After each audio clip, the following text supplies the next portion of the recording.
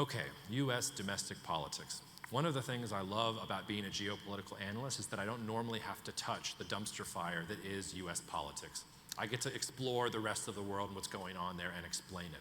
But US domestic politics has become so important and geopolitical in nature that I can't not say a few words about it. And here again, I'm going to give you both a negative story but some silver linings. If you look at US party affiliation going back to the late 1980s, until about 2008, we were equal parts independents, Democrats, and Republicans. And after the 2008 financial crisis, that relationship begins to break down. Now, more than 40% of the American electorate identifies as independent, whereas roughly the same amounts, it's around 23%, identify as Republican or Democrat. I look at that data, and what it tells me is that Americans are sick of the movie that they're watching. They don't like these very vocal and loud minorities that have captured the two main parties in the political system. When most Americans are going to the voting booth, they're saying, what is the lesser of two evils, rather than voting for someone that they think actually represents their views in general. I think Nixon's silent majority is alive and well, and that most Americans are waiting for someone to arise to talk some sense to them, rather than the populist stuff that we've been hearing so much right now. Joe Biden, when he left office in January 2025, his approval rating on the economy was 37%. Yes, his debate performance was awful, but that's not the reason he had to get out of the race. He had to get out of the race because he fundamentally mismanaged the economy, and as my fellow Louisianian James Carville says, it's the economy, stupid. If you want to think about politics and what's going on, it's always going to be the economy. Now, President Trump came to power with roughly a 50% approval rating on the economy. He defeated Kamala Harris largely because people thought he would do better with the economy than she would. But in the latest ABC News Washington Post poll, President Trump's approval rating on the economy is 37%, exactly where Joe Biden's was when he left office. The White House can try and put lipstick on this pig all it wants, but Americans are getting frustrated that the promised economic management and prosperity that we were told was coming is not in the offing. When you ask Americans what their biggest issue is, in 2017-18 it was actually healthcare, but since 2022 when inflation first spiked, it's been the economy. And nothing that President Trump has done has gotten people not focused on the economy going forward. More than that, what we have in office right now is a populist. Now, Joe Biden was also a populist. Kamala Harris was a populist. We don't have anything but populists on the menu right now.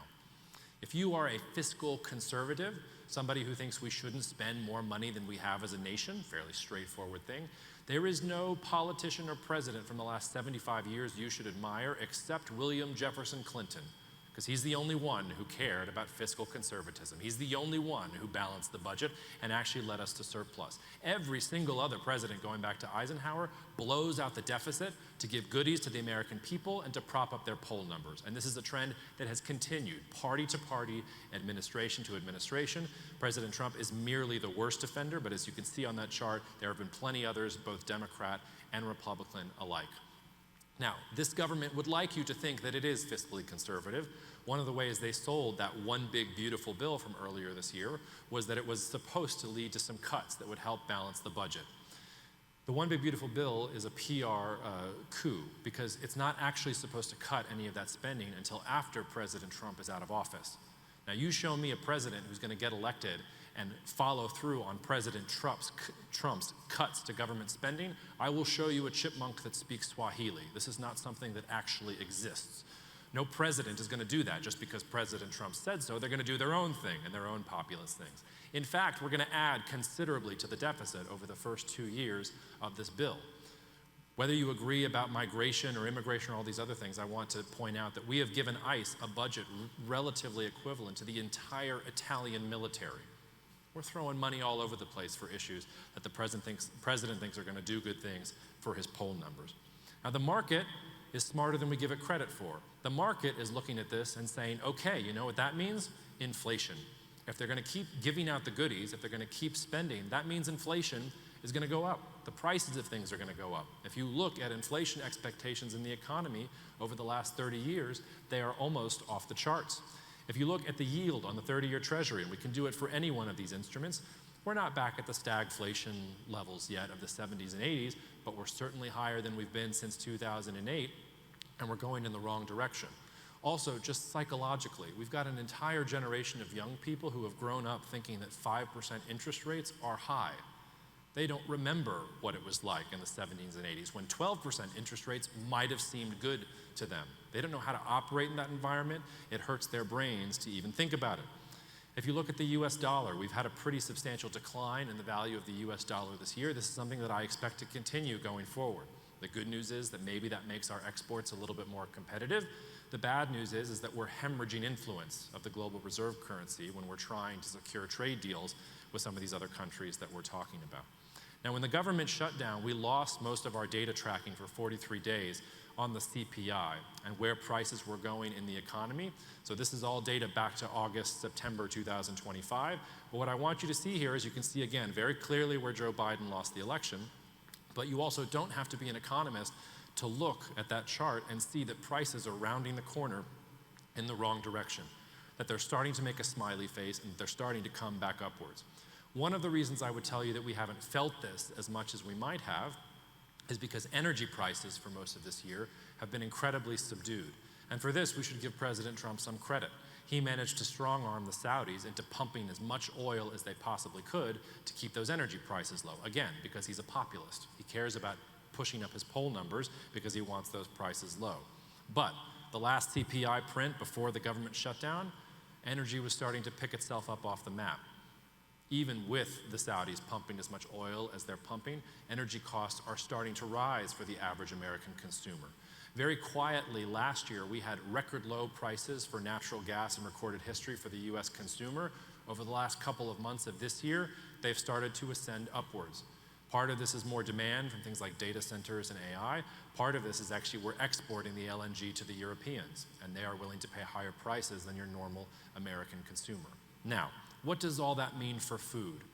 What does a populist government do when food prices start to rise?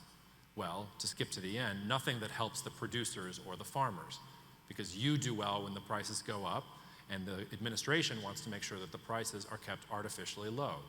So when the price of eggs goes sky high in February and March, and people start complaining about it, and President Trump sees it being talked about on all the news channels, what does he do? What is the America First strategy in bringing egg prices down? Well, of course, it's let's import millions of eggs from Turkey and South Korea. That sounds good, right? That's going to help the US egg farmer. When the price of beef starts surging, and we've had a couple of rough years in the beef industry in the United States. This is the type of year that you're maybe able to make up for some of those tough years, maybe even put something in a way for future years when you're dealing with some of these markets that are tough. The US government looks at this and says, this is not good for our beef farmers. We need to quadruple our imports of Argentine beef. We need to tell the ranchers they don't understand tariffs. In the long run, the tariffs will be good for them. We just need to explain it to them. And by the way, while we're at it, we're going to lend $20 billion to Argentina, the most heavily indebted country in the IMF, a country whose entire fiscal and monetary policy for 100 years has been to borrow money and not pay it back. That's literally what they've done since World War I. That's how we're going to help the American beef farmer. Now, President Trump has heard that this is ruffling some feathers in farm country, and so he's deploying the exact same playbook. He's saying, don't worry, I have goodies for you too. I've got tariff revenue for you. I've got money for you. Here's some farmer aid. Maybe I'll give you some $2,000 tariff checks. Maybe I'll even eliminate the income tax. I would love if we eliminated the income tax, but it's not fundamentally realistic. And we got that $11 billion worth of tariff relief for farmers going forward. It's all populism. It's all playing a game of whack-a-mole so that you can keep your poll numbers up and not necessarily do the hard things that we need to do when the economy is in the position that it's in. Which leads me to sort of the last point that I want to make before I give you a thought experiment to close. I think US farmers have two paths forward. And you'll probably tell from the tone of my voice which one I prefer, but I think two are viable. The first is we start thinking about food more as energy than we ever have before. For the first time since the 1950s and 60s, we are seeing huge growth in electricity growth consumption in this country. In the 1950s and 60s, that growth came because we had suddenly refrigerators and freezers and air conditioning. I would not live in New Orleans if it were not for air conditioning. I would not survive. One of the interesting things about the rise of the internet and cell phones is that those things did not consume that much power. Our growth in power consumption was relatively flat, plus we had the shale revolution and we were doing very well. That's not true of AI. AI is power hungry. It wants to consume more and more and more energy. And if you look at the estimates about how much we are going to consume going forward, it's pretty frightening. Meanwhile, the shale revolution might have peaked.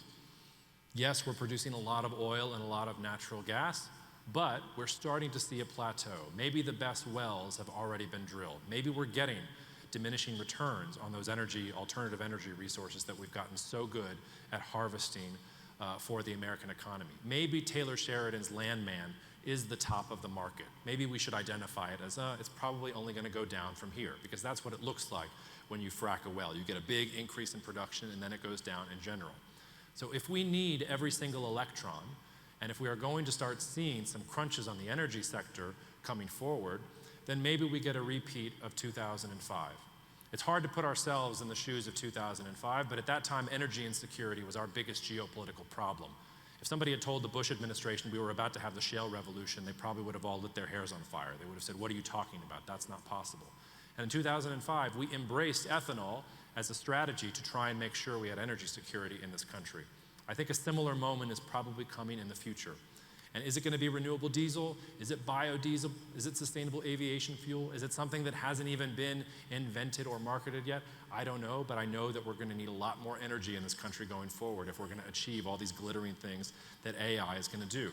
And right now, our consumption of biodiesel is relatively unsophisticated. A lot of it is in transportation, almost none of it in residential, commercial, electric power. That's a massive opportunity there going forward. And you're already seeing this start to slowly change markets. The way that we're using soybean oil now in terms of percentage of soybean oil that is used for biofuels in general. The way our biofuels production capacity, yes, maybe it got over its skis a little bit at first, but is slowly inching upwards. This, by the way, would be a tremendous place for the US government to use tariffs to make sure that biofuels and feedstocks from other parts of the world, which is better for the energy companies but not good for you in this room, be good if we kept those things out so that the American farmer could get higher prices for that soybean oil or corn oil and things like that. US biomass diesel imports have been going up considerably. We give the Trump administration a little credit. They've been down in 2025, but they've also been talking about, well, maybe we need to help the energy companies out a little bit because their prices are going up as well. So maybe food as energy is one door that we can go down. But door number two, and the one that I have a little bit of preference for, is why don't we start thinking of food as food again? Why don't we start growing food to actually eat it rather than thinking about all these other ways that we're currently using it? This is a chart from Purdue University. It's measuring competitiveness of a US corn farm in Iowa versus Argentina, Brazil, Canada, and Ukraine. We could do it for just about any of the bulk commodities that we're talking about today. We're not competitive. We're not the low-cost producer. We can't compete with Ukraine. We can't compete with Canada. We can't compete with Argentina and these other places. We are going to spend more money to produce those things in general. Meanwhile, some interesting things are afoot in the US consumer market. Americans spend a share of disposable income on food at a lower rate than any time in recorded history. I could only find a clean graph going back to 1964, but I know going back even to the 1920s that we continue to spend less and less of our disposable income on food. So food is actually more affordable for us. And yet, keep another contradictory idea in your mind, the amount of per capita food spending that we're doing in the United States is increasing. So even as food makes up a lower share of our overall budget because you guys have gotten so good at producing it and lowering the cost of it, Americans are actually spending more on food in general. And as we talked about earlier, what are they doing? They're importing the things that they can't get here from abroad. Now, some of those things we're not going to make here. Someone should tell Howard Lutnick. We are not going to make bananas in the United States. We're not going to grow coffee in the United States. But fruits, vegetables, the things that the market actually wants, there's no reason we should be importing these things. We can make them better here at much higher quality and do better things for the US farmer. And meanwhile, we're importing them from abroad.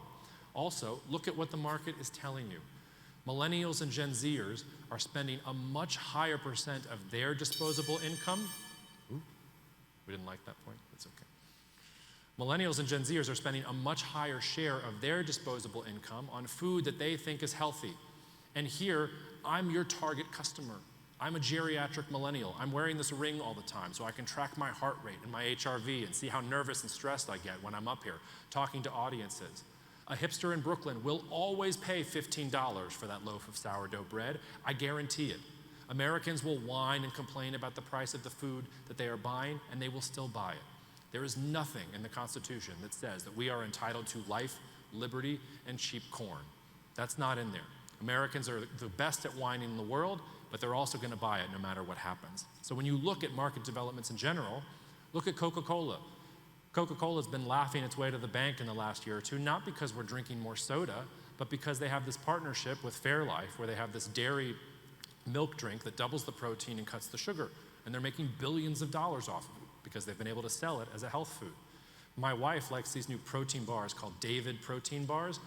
They started selling in September 2024. The first week they were in business, they made $1 million worth of revenue. They ran out of supply, and so while they generated more supply, they started literally shipping supplies of boiled cod to the people who had bought their protein bars because that was such a great source of protein. So these are people who are willing to spend extra money for the joy of boiled cod because they like their protein. They think it's actually healthy for them. If I had told you 10 years ago that it would be fairly normal for a person to go into a grocery store and spend $15 on a six-pack of non-alcoholic beer, you would have thought I was nuts. And yet that's exactly what's happening in the market today. Non-alcoholic beer is going to become a $100 billion industry, if not a $1 trillion industry in the years ahead. And that was sitting there right in front of all of us. What do you need to make non-alcoholic beer? Not a whole heck of a lot. You just have to have some good marketing and some barley and figure out how to make it in general. So the market is telling you, the US market is telling you we can afford more, we want more, and we want it to be healthy. And I think there's a silver lining there too. We've gotten into this trap where we produce at high scale with low differentiation. Things are fungible. Corn is corn. It's just about producing it and getting it out into those export markets. Let's get more trade deals. Let's get it out there. We're competitive in general. But I would advise you that we need to go to high scale, high differentiation. We need to show why what we grow is different. We need to explain to people why it's worth spending more money on it and some of the things that come with it. Americans have been told for 100 years that it is their job to feed the world. American farmers, the task has been put on your shoulders to make sure that the world does not go hungry. And it began with the propaganda of the 1920s, and it was a noble endeavor. I'm not sliding it in the slightest. Here's a belt buckle I found in an antique shop a couple weeks ago. It's American Farmers Feed the World. It's from the 1980s. This is a trope that you hear over and over again. People are going to starve if we're not out there feeding them. But I would submit to you that our most important export market and our biggest opportunity going forward is our own country. Why don't we start feeding ourselves first? Our average food insecurity rating in the most agriculturally blessed country in the history of the world is 10.4%. 10.4% of American citizens do not have secure access to healthy food. Down in the bayou in Louisiana, where I'm from, we do this incredible thing where we're above the 10.4% national average on food insecurity, and we're above 50% on obesity. Don't ask me how it works, but it's just the way that we do it. I think there is a huge opportunity for us to think about this. And if I had a magic wand and I could get the US government to do one thing to help farmers, it would be to help build infrastructure that would allow farmers to actually service local markets, because everything we have right now points out. Because the government, the lobbying groups, everything else, they want you to export to these other countries because that's how we've been doing it for 100 years. I want to close with this thought experiment and then hear all of your questions and disagreements. One of the questions I get most often is, Jacob, how do you stay sane? It seems like the world is falling apart. And then I read this article from a couple of psychologists in Nature magazine, and they had this incredible data set going from 1949 to 2019, where the average American was being asked questions like, do you think morality is declining? Is the world getting worse? Do you lock your door more at night? Do you trust the next generation? And 84% of the time, from the years 1949 to 2019, Americans said, morality is declining, the world is getting worse, I don't trust my neighbor, and these kids these days, they have no idea what's up. They didn't have that data set as long for all the countries in red. They only had it for 1996 to 2007, an era that I regard as the peak of human civilization based on the music that came out during that time period. And even during that time period, when we were listening to Third Eye Blind and wearing fanny packs, 80% of people in all these countries in red said morality is declining, the world is getting worse, I'm locking my door more at night, and I don't trust these young kids these days. These psychologists looked at this and they concluded two things. The first is we like negative information. It is like junk food for our brains. We click more on negative articles. We read them to the end. It's why media keeps on giving us the negative things, because that's actually what we want. When you're driving down the street and you see a car accident, if you're like me, you're telling yourself, I'm not going to stop and look at the car accident. I'm not going to stop. Of course you're going to stop and look at the car accident. That's what's going to cause the traffic jam backing up for 5 miles, just because we all have to look. Conrad called this fascination of the abomination. But the second thing that they found is what they called the nostalgia effect, because we forget all that 15 years later. It's always today that sucks. It's always today that's bad. The things that are happening today are the things that feed our junk food brain. So if I'm lucky enough to be with you at the 109th annual convention, I might actually say things to you that would make sense, like, don't you miss 2025? Don't you miss how civil our discourse? Don't you miss how good we had it as farmers? Don't you miss the millennials and Gen Zers who were ready to take up the baton for a new generation? Man, things today, they're not good. Morality is really declining in general. So with that in mind, I want you to sit with this picture for a minute. It's a picture of Wall Street in 1896, and I want you to imagine what it's like to be in the picture. Let's say that it's summer in New York City, no cars yet, so it's a horse and buggy. We can maybe imagine how that smells. That's probably a pretty dark street at night. I don't see any gas lanterns or anything like that. There's certainly no electric light yet. Maybe we smell the starch of the conservative clothing. Let your imagination run. What is it like to be in New York City in 1896? And then check out what Times Square looks like 15 years later in 1911. And this is the thing about multipolar eras. We don't like change. We are predisposed to thinking that negative things are happening all the time, but multipolar eras are times of immense change. They're times of cultural effervescence. They're times of technological innovation, like with AI. They're times of energy revolutions, like with renewables and some of the other things that are happening. And the companies and folks who do well during multipolar eras are not the ones in the fetal position waiting for things to go back to the way that they were before, or saying, we just got to hold out for a couple years. We'll get those markets back. We'll figure out how to do this going forward. But are those who recognize that something fundamental has changed, and that if you can provide the market with the thing that it's asking for, if you can solve its problems, you're going to do fabulously well. So I asked ChatGPT what a farm in Bismarck might look like in 2041. This is what it gave me. I have no idea if this is realistic or not. It seems a little far-fetched to me. But when you're thinking about the future, and if you take one thing from my presentation, let it be this. Let it be that I'm Joseph interpreting Pharaoh's dreams, and I'm telling you there's going to be 7 years of plenty and 7 years of famine, and here today, we're at the start of the 7 years of plenty. Now is the time to start making investments and changes so that you can capture what I think are fundamentally positive changes happening years down the road. If you wait too long, if you keep thinking about China, if you keep thinking that the way that we did things in a globalized unipolar era is going to work, things are not going to go well for you. But if you accept that we are changing and you look at all of these opportunities around us, I think that we will be just fine. So with that, happy to hear your questions, comments, and disagreements.